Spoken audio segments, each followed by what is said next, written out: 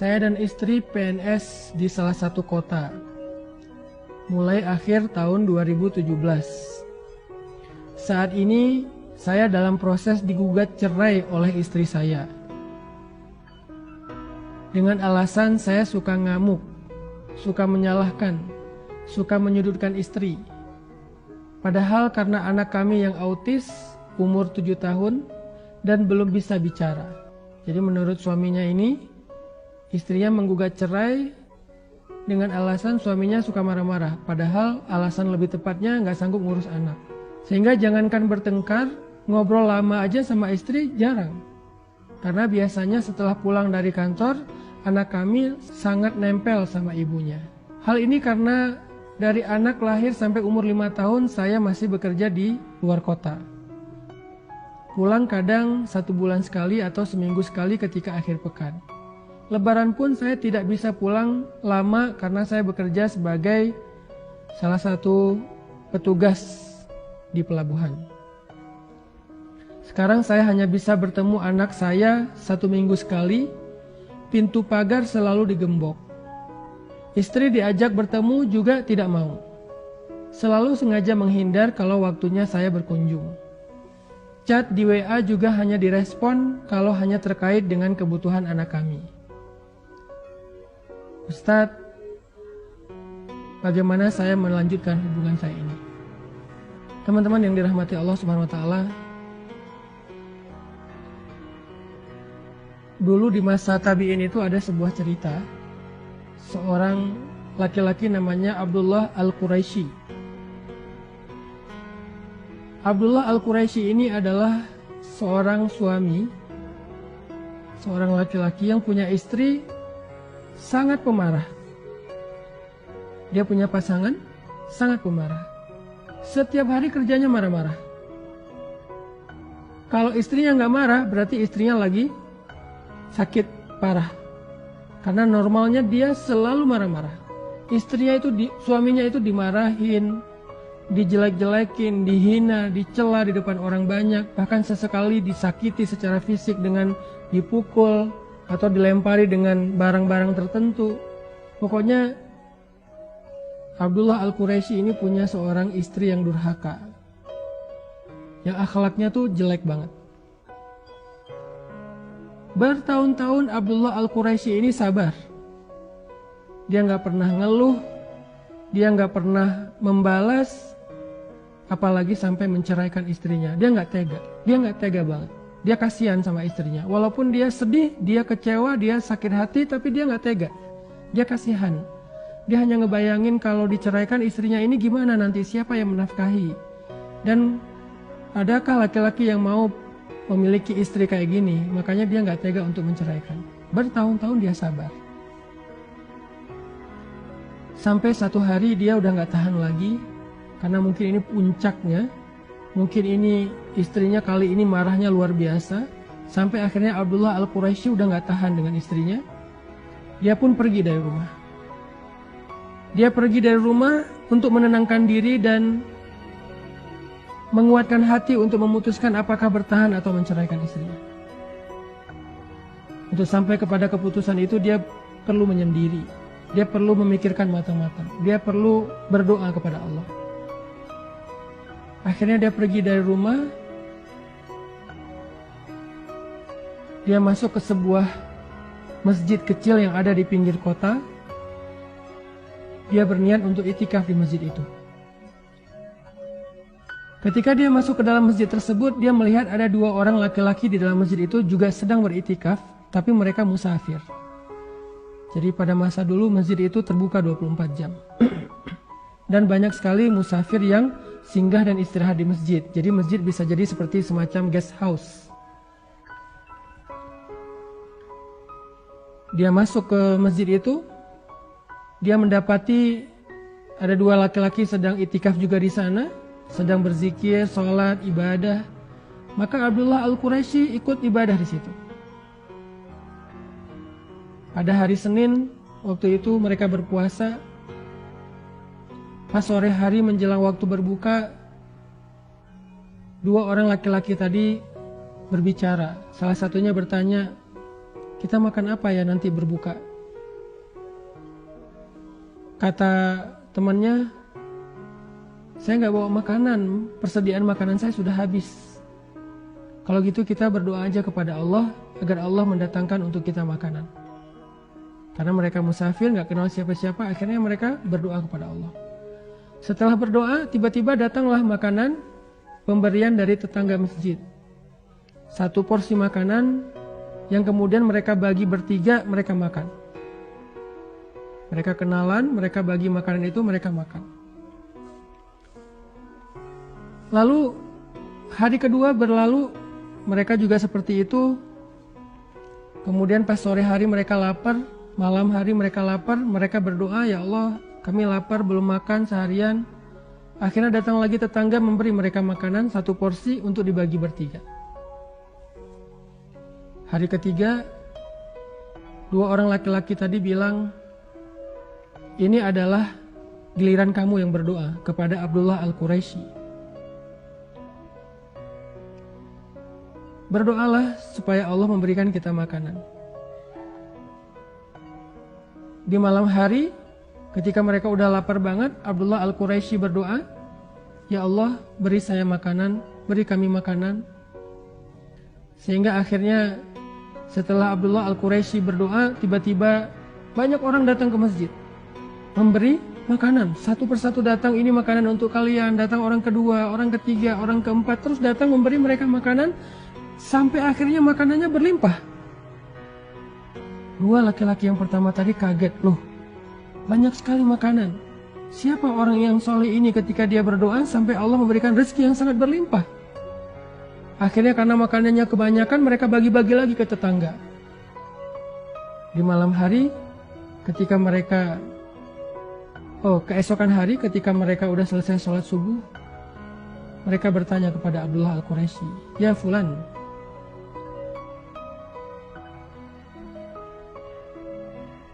kenapa ketika engkau berdoa kepada Allah, Allah mendatangkan kita rezeki yang sangat berlimpah? Siapakah engkau? Siapa namamu? Abdullah Al-Quraisy kemudian menjawab, nama saya Abdullah. Mereka mengatakan, Abdullah siapa? Orang memanggil saya Abdullah Al-Quraisy. Akhirnya mereka kaget, mereka saling menatap, lalu mereka mencium tangan Abdullah Al-Quraisy dan mereka menceritakan cerita mereka. Mereka bilang, wahai Tuan, ya Syekh, kami ini berdua adalah orang yang sedang belajar ilmu hikmah. Kami berdoa kepada Allah, ya Allah, tuntun kami untuk bertemu dengan seorang guru yang bisa mengajarkan kami hikmah. Seorang guru yang bisa mengajarkan kami tentang sabar. Seorang guru yang bisa mengajarkan kami tentang akhlak yang baik. Kami terus berdoa. Tapi tiba-tiba setelah sekian kali berdoa, kami bermimpi. Di dalam mimpi itu kami bertemu dengan seorang laki-laki yang mengatakan, pergilah kalian ke kota Mekah dan carilah seorang laki-laki yang bernama Abdullah Al-Quraisy. Sesungguhnya dia orang solih. Dia bukan ahli ibadah, tetapi dia adalah orang yang sangat sabar terhadap istrinya, dan Allah ridho kepada kesabarannya sehingga Allah mengangkat derajatnya menjadi orang-orang yang mulia. Akhirnya kami pun berangkat ke kota ini, ke kota Mekah untuk mencari engkau ya Syekh, ingin belajar darimu.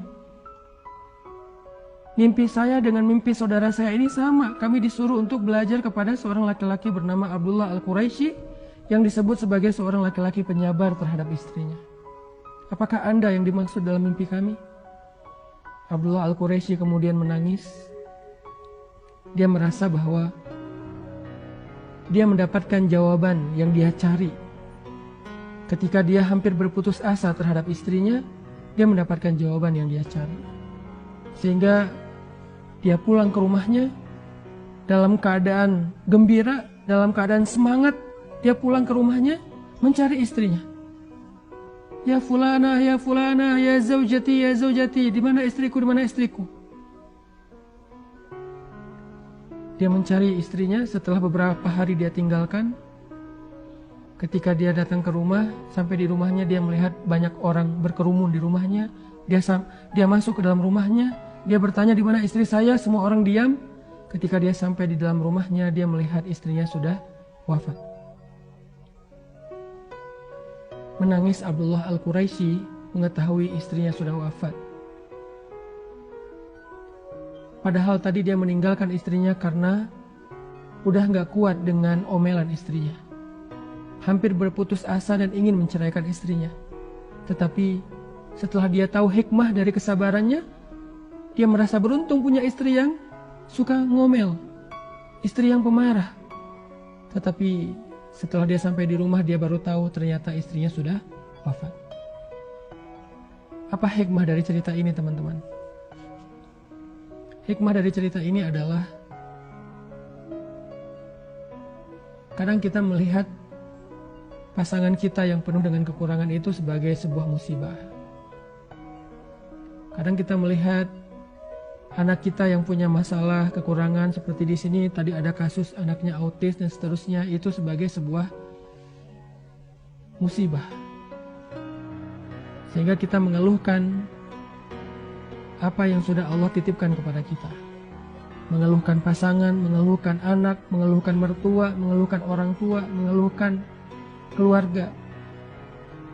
Dengan segala bentuk keluh kesah kita dan segala kekurangan-kekurangan yang membebani kita.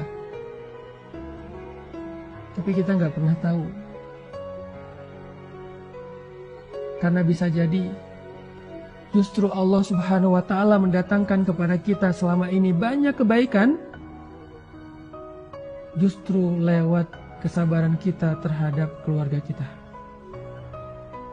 Kita nggak pernah tahu. Bisa jadi selama ini karir kita itu bagus karena Allah melihat kesabaran kita di rumah. Kita nggak pernah tahu. Bisa jadi bisnis kita selama ini berkembang dan memberikan hasil yang luar biasa. Itu karena Allah ingin memberikan kita balasan atas kesabaran kita selama kita di rumah tangga. Kita nggak pernah tahu. Bisa jadi kita sukses itu sebagai balasan dari Allah karena kesabaran kita di rumah. Kita nggak pernah tahu. Bisa jadi banyak dari kebaikan hidup kita itu datangnya lewat kesabaran kita terhadap orang-orang yang ada di dekat kita.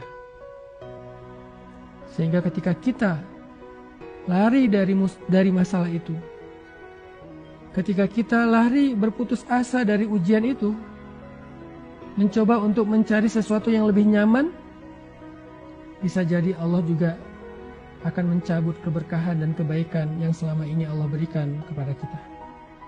Kita nggak pernah tahu. Itulah kenapa Allah Subhanahu wa Ta'ala berfirman, fa inna ma'al usri yusra. Inna ma'al usri yusra. Sesungguhnya bersama kesulitan ada kemudahan. Bersama kesulitan ada kemudahan. Bersama istri yang suka ngomel, Allah datangkan kemuliaan. Bersama seorang anak yang punya kebutuhan khusus, Allah datangkan rezeki. Bersama suami yang pemarah, Allah datangkan kemuliaan. Seperti Allah memuliakan Asiyah karena suaminya. Kalau Asiyah tidak punya suami seperti Firaun, lalu dia bersabar atas kedurhakaan suaminya, mungkin Asiyah tidak menjadi perempuan yang istimewa. Bisa jadi Sayyidah Maryam, kalau tidak diuji dengan punya anak tanpa punya suami, lalu dihujat, dicela, dihina, dibully oleh masyarakatnya, mungkin Sayyidah Maryam tidak menjadi perempuan istimewa. Kalau Sayyidah Aisyah tidak diuji dengan sifat cemburu yang luar biasa terhadap istri-istri Nabi yang lain, mungkin Sayyidah Aisyah tidak menjadi perempuan istimewa. Sayyidah Fatimah, kalau tidak diuji dengan seorang suami yang miskin seperti Ali, udah miskin sibuk pula untuk berdakwah sehingga dia tidak memberikan nafkah yang cukup buat Fatimah. Berkali-kali Fatimah merasa berat untuk menafkahi dan membesarkan anak-anaknya sendiri, sedangkan Ali sibuk sering keluar kota untuk berdakwah. Mungkin Fatimah tidak akan menjadi perempuan istimewa. Bisa jadi keistimewaan yang kita dapatkan dalam hidup selama ini, apakah itu rezeki, karir, kemuliaan, kehormatan, yang pastinya keistimewaan di dalam pandangan Allah, bisa jadi semua itu kita dapatkan bersama dengan kesulitan yang Allah berikan dalam kehidupan kita.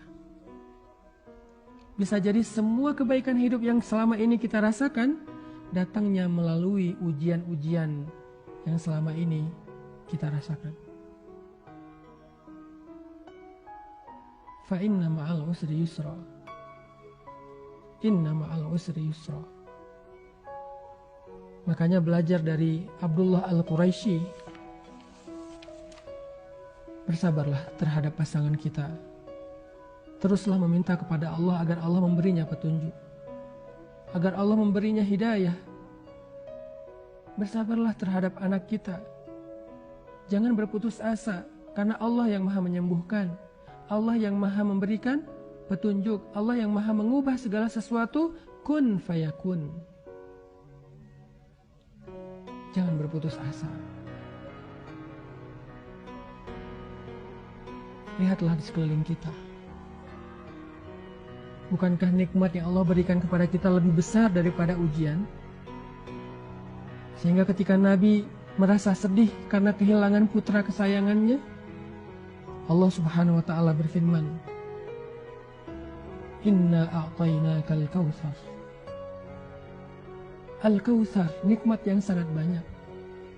Allah ingin kepada Nabi, Allah ingin Nabi itu melihat nikmat yang ada di sekitar beliau, dalam kehidupan beliau jauh lebih besar, lebih banyak daripada ujian yang Allah berikan kepada beliau. Dan nikmat yang paling besar yang Allah berikan kepada beliau adalah nikmat risalah, nikmat kenabian, nikmat dijamin masuk surga, nikmat menjadi kekasih Allah satu-satunya di antara manusia, yang disandingkan namanya dengan nama Allah, Al-Kautsar.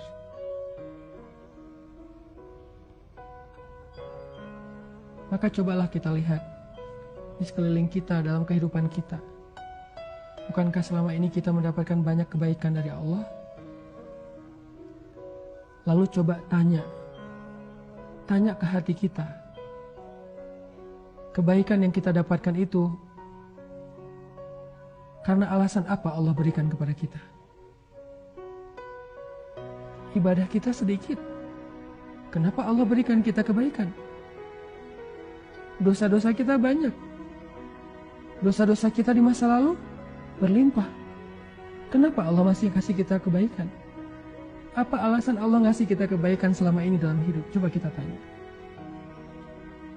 Bisa jadi jawabannya, alasan Allah memberikan kita kebaikan selama ini dalam hidup adalah karena kita masih bersabar menghadapi ujian-ujian kehidupan.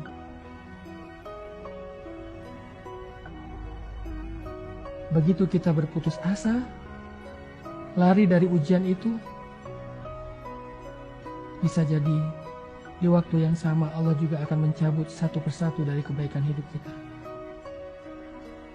Jangan lari dari ujian Allah, tapi berusahalah untuk mencari jalan keluar, tapi jangan lari, jangan menghindar.